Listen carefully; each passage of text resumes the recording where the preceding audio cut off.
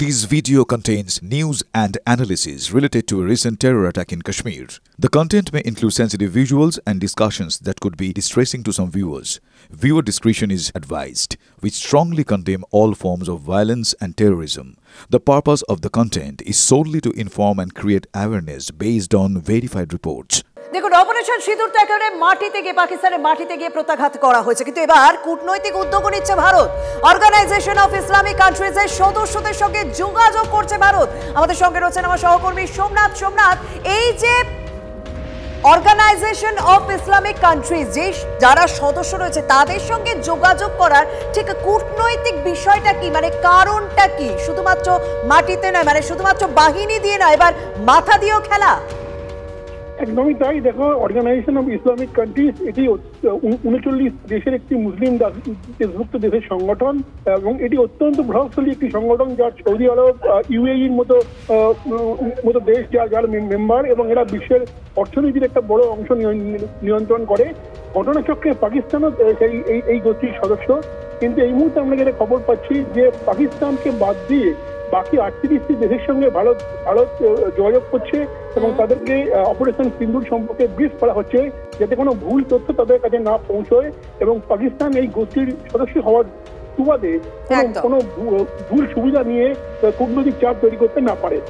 একদম, অনেক ধন্যবাদ। কাতারের প্রধানমন্ত্রী এবং অর্থমন্ত্রীর সঙ্গে ইতিমধ্যে এস জয়শঙ্করের কথা হয়ে গেছে। সন্ত্রাস দমনে ভারতের লক্ষ্য ও প্রস্তুতি নিয়ে বিস্তৃত আলোচনা হয়েছে। আমার সঙ্গে রয়েছেন এই মুহূর্তে কর্নেল কৌশিক সরকার। কর্নেল সরকার, হ্যাঁ, পাকিস্তানের মাটিতে সামরিক শক্তি দেখিয়েছে ভারত এবং যা নিয়ে ইতিমধ্যে রীতিমতো ফাঁপড়ে পাকিস্তান, কিন্তু কূটনৈতিক বিষয়টাও ছাড়া হচ্ছে না, সেদিকেও কিন্তু মাথা চালানো হচ্ছে। এই মুহূর্তে দাঁড়িয়ে আপনার কি মনে হচ্ছে কর্নেল সরকার?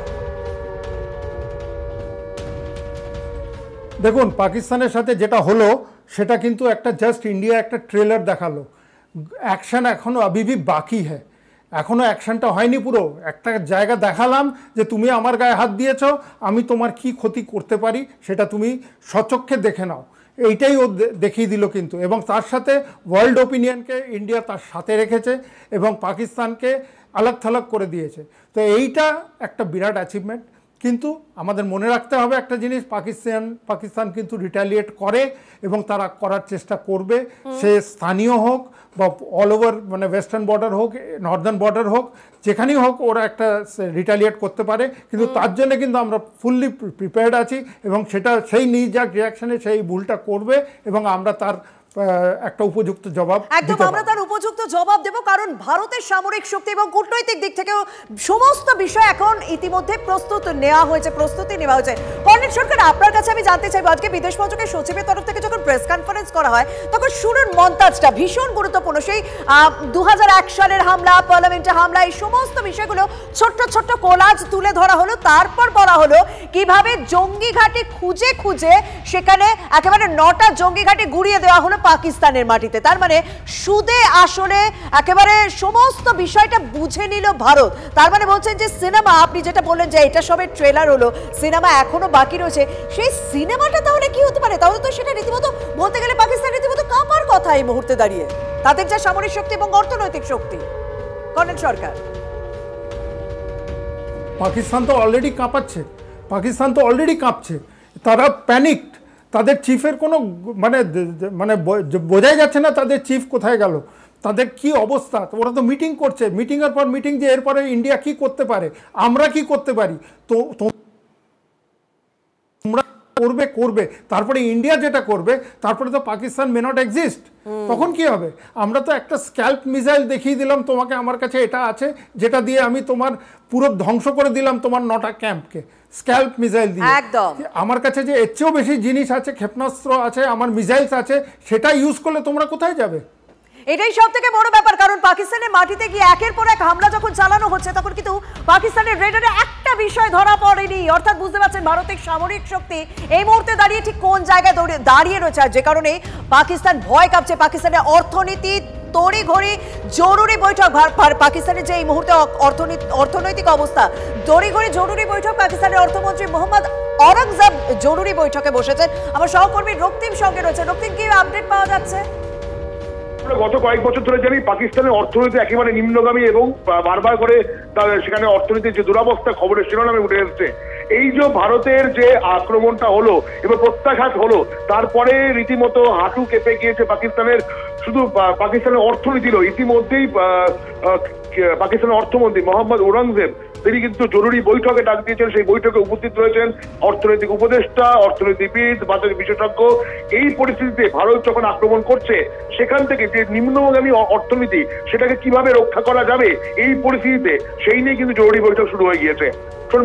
একদম অনেক ধন্যবাদ রক্তিম। আমাদের সঙ্গে রয়েছেন কর্নেল কৌশিক সরকার। কর্নেল সরকার, আপনাকে একটা তথ্য দিই যে পাকিস্তান যে চীনের পক্ষ থেকে মানে চীনের কাছ থেকে যে মিসাইল নিয়েছিল না HQ-9BE, তা কিন্তু কোনো রকম কাজে লাগলো না, কারণ রাজস্থানে পাকিস্তানের এই চীনা মিসাইলের ধ্বংসাবশেষ উদ্ধার করা হয়েছে। সেক্ষেত্রে কর্নেল সরকার, আপনার কাছে জানতে চাইব যে ভারতের সামরিক শক্তি যে পাকিস্তানের থেকে বেস্ট অনেক ভালো জায়গায়, সেটা আলোচনার আর দরকারই পড়ে না, কারণ যা আমরা দেখলাম গতকাল। কিন্তু এই মুহূর্তে দাঁড়িয়ে তাহলে পাকিস্তান কি করবে? যা তাদের কাছে রয়েছে সেটাও তো তারা কাজে লাগাতে পারছে না। পাকিস্তানের কাছে যে রাডার আছে সেটা কাজ করে না, ওদের কাছে যে মিসাইল সিস্টেম আছে, এয়ার ডিফেন্স সিস্টেম আছে, সেটা কাজ করে না। তারা উল্টো তাদের দুটো এয়ারক্রাফট আজকে লুজ করেছে। তো পাকিস্তানের যে মিসাইল, আমাদের ব্রহ্মোস যখন অ্যাক্সিডেন্টলি ওদের দেশে চলে গেছিল তখনও তো তারা ট্র্যাক করতে পারেনি। তো তাদের মিসাইল সিস্টেম বা আমাদের S-400 যে মিসাইল সিস্টেম যে কত ডিফারেন্ট, সেটা বোঝার দেরি রাখে না। এবং দ্বিতীয় কথা হচ্ছে যে পাকিস্তানের কাছে যেসব সিস্টেমই আছে, সেই চাইনিজ অরিজিন হোক আর টার্কি অরিজিন হোক আর যেখানকারই হোক, তাদের নিজের দেশের তৈরি তো কোনো মিসাইল নেই বা নিজের দেশের তৈরি কোনো রাডার সিস্টেম নেই। তো এই জিনিসগুলো দেখতে গেলে দে আর এট এ বিগ লস। তারা তো নট প্রিপেয়ার্ড ফর ওয়ার। তুমি লড়াই করতে এসছো, তুমি তো নট প্রিপেয়ার্ড। তোমার কাছে পয়সা নেই, তোমার কাছে মোটিভেশন নেই, তোমার কাছে দেশের মনোবল নেই। দেশের সাপোর্ট আছে কিনা আমার আদৌ সন্দেহ আছে। একদম দেশের সাপোর্ট রয়েছে কিনা কর্নেল সরকার, সেক্ষেত্রে তো আমরা প্রশ্ন তুলবই, কারণ আমরা জানি যে পাকিস্তানের যে সেনার একাংশ যারা উচ্চ পদে ছিলেন, তারা কিন্তু এই বিষয়টাকে সমর্থন করেনি। যখন এই পেহেলগাঁওয়ে হামলার ঘটনাটা ঘটে, ওয়েসারানে হামলার ঘটনাটা ঘটে, তারা ইস্তফা দিয়ে রীতিমতো দেশ ছেড়ে চলে যায়। তাহলে তো এটা অন্তত পরিষ্কার পাকিস্তানের মানুষের একাংশ মানে জনসমর্থন একাংশ এই মুহূর্তে পাকিস্তানের সঙ্গে নেই। পাকিস্তানের পদক্ষেপে তারা একদম সঙ্গী নয়, এমনকি সেনার একাংশ তাদের সঙ্গে নেই। তাহলে পাকিস্তান লড়ছে কি নিয়ে, মানে লড়বে কি নিয়ে? তাহলে কর্নেল সরকার, তারা তো ঘরে বাইরে সব দিকেই চাপে। ওদের এত বড় একটা ইগো আছে না, সেই ইগোটা নিয়ে ওরা লড়ার চেষ্টা। আমার এত বড় ইগো আছে, আমি কারুর মাথা নত করব না। এইটা হচ্ছে পাঞ্জাবি মুসলমানের একটা বড় ক্যারেক্টারিস্টিক, যে সে মাথা নত করবে না, সে নিচের দিকে তাকিয়ে চলে না, সে সবসময় উপর দিকে তাকিয়ে চলে। তো আমরা তো অনেক বর্ডারে কাজ করি, সেখানে আমরা তাদের অফিসারদের সঙ্গেও দেখা করেছি বা ফ্ল্যাগ মিটিং করেছি, কিন্তু সেখানে আমরা দেখেছি তাদের যে ইগো সিস্টেমটা এত বেশি যে ওরা সবসময় বলস্টার করে যায় যে আমাদের ইগো এই, আমাদের এই, আমরা ওই, আমরা সেই, আমরা পাঠান, আমরা হ্যান ত্যান অনেক কিছু। কিন্তু এর জন্য পাঠান লাগে না। ইন্ডিয়া যদি একত্র হয়ে যায় না, দেশের যে কোনো কান্ট্রিকে তারা টেক্কা মেরে দেয়। একদম সেই কারণে দেশ এই মুহূর্তে একত্রিত এবং অপারেশন সিঁদুর গোটা দেশকে এক করেছে। গোটা দেশের মানুষের মুখে একটাই স্লোগান, জয় হিন্দ স্লোগান, এবং শাসক এবং বিরোধীকে এক করেছে এই অপারেশন সিঁদুর। কর্নেল কৌশিক সরকার আমাদের সঙ্গে ছিলেন।